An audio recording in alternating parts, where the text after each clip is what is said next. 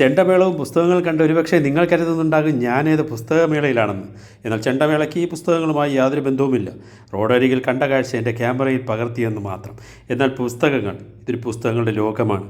കുറേ പേർക്ക് അറിയാമായിരിക്കും, അറിയാത്തവർക്കായിട്ട്. ഇത് തിരുവനന്തപുരം ജില്ലയിൽ PMG മെൻസ് ഹോസ്റ്റലിൻ്റെ എതിർവശത്ത് കുറേ കൂടാരങ്ങളുണ്ട്. ആ കൂടാരങ്ങൾക്കുള്ളിൽ പുസ്തകങ്ങളുടെ ഒരു മേള തന്നെയുണ്ട്.